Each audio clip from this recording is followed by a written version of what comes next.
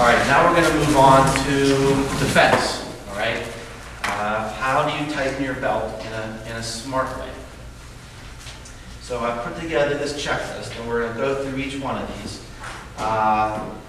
First of all, redefine your marketing activities by cash flow. Reposition your marketing mix to conserve cash. Develop low-cost adjacencies. If you're not familiar with that word, we'll talk about it a little bit more. Focus on existing customers and get back to marketing basics. Okay, so first, redefine activities by cash flow. And my first bullet here says embrace change. This is really an emotional time. You know, it's really hard. You know, sometimes maybe your budget has been cut by 25% or 30%, 50%, or maybe it's disappeared altogether. All the things that you hope for, all the things you plan, you know, are in a shambles, okay? As a leader, you need to get over it. You need to embrace the change and say, all right, this is the way it is. This is the cards we're dealt. You know, let's move ahead. Let's be creative. Let's be resourceful. We're going to embrace this change, and that's what you need to do first of all as a leader. So if you have to cut, don't cut proportionally. You need to fight that. And a lot of companies, they say, well, we're going to have a 10% cut across the board. We're going to have a 25% cut across the board. And it might be tempting to just go and cut your marketing budget, you know, right across the board. Don't do that, because not every customer is equal.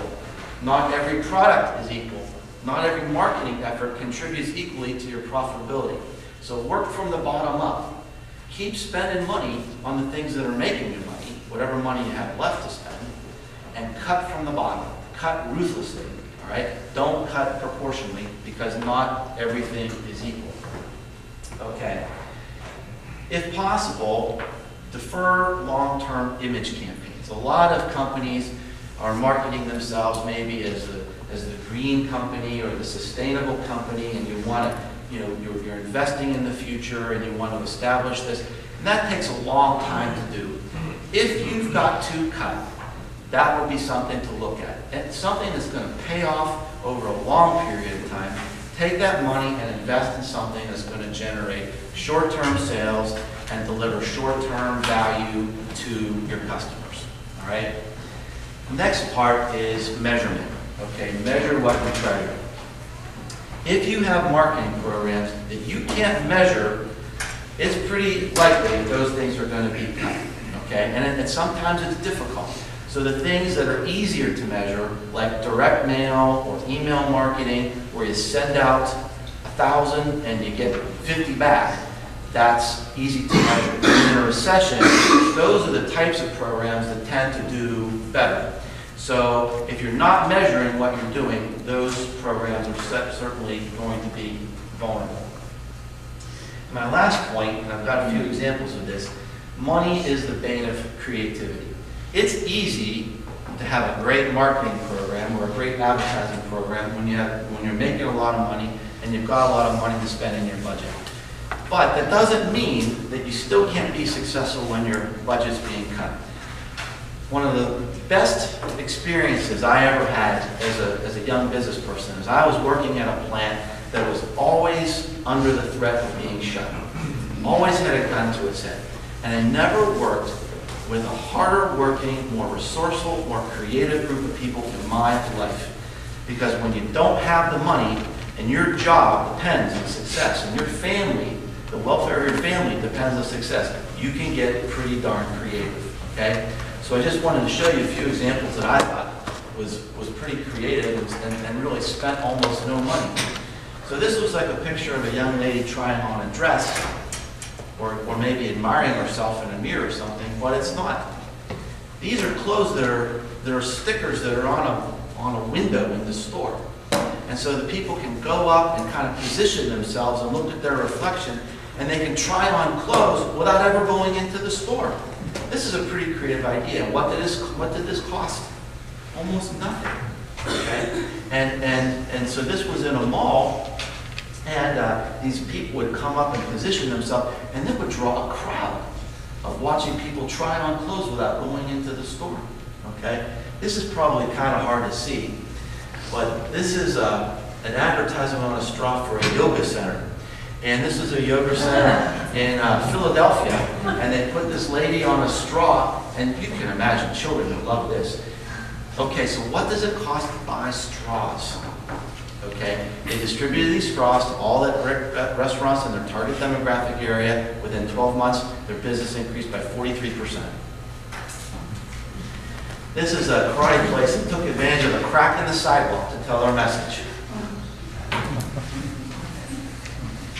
And here's a high-end watch company that lets you try on your watches, their watch when you're in the subway. You can see what their watch looks like on your wrist.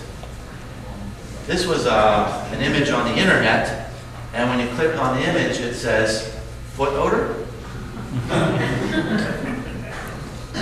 So again, money is the bane of creativity. Don't let the fact that your budget's been cut get you down. Use your team, use the people in your company, and this is a time to it's an opportunity to work smarter.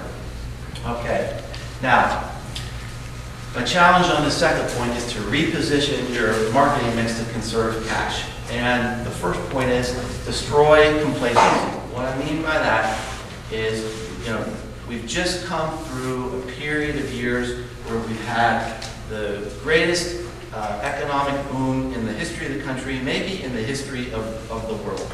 And we've been advertising and we've been marketing, but when I talk to some of my customers or potential customers, I say, well, you're doing this advertising, why are you doing this advertising? Well, it's kind of what we've always done. And maybe that's good, and maybe that works, but this is a great time to clean house and look at everything that you're doing and say, hey, are we measuring this stuff? Are we really getting a good return from this? Are we getting the best value for our budget? And take a fresh look at some of the ways that you have to advertise. Newspapers, okay, everybody says, well, the newspapers are dying and nobody advertises in newspapers anymore. 64% of Americans, of adult Americans, still see a newspaper every day. They spend 27 minutes with it. Advertising sales in newspapers declined 38% last year. I don't know what the numbers are for 2009. There are some great media bargains out there, okay? Take a look at everything. Take a look at the contracts that you have now. Take a look at the places, the channels where you're advertising now. Radio, again, the internet, and iPods, and all the different distractions that we have are taking the place of radio, but still, radio is really effective to hit some highly targeted markets. And television, it's unbelievable how much television people still watch with all the distractions that they have. The other thing is, if you're using those channels today, maybe it's time to look at some alternative media as far as internet advertising and some of the social media channels that we're going to talk about in a minute. This is a great time to take a look at your website. If you have not reevaluated your website and improved your website, I'd say at a minimum in the last 18 months, you're probably suboptimizing your website. If you have a website, you've already done the hard part. You've paid a lot of money to get that thing up and going, but I would guess that your customers' needs have changed in the last 18 months. So when they get on the website, are you still connecting to them? Is your message still resonating with them? Are you still showing the services and the products that they need right now? All right? So take a look at your website. Is it alive? Is it really connecting with people the way they need to be connected with? And finally, I encourage you to take a look at email marketing. This is a way, if you've got a customer list and you've got email addresses from your customers, this is about the cheapest way you can go right now to market. If you have the email list, if you look at, like, say, direct mail, the open rate for direct mail might be 2%. If you do a really good job, maybe 6%. People check their email 4, 5, 10 times a day. It's virtually free to do, and the open rate from email from someone that they trust, 20%, 30%. Okay, so it's very inexpensive to do and has a really great response rate compared to some other marketing alternatives.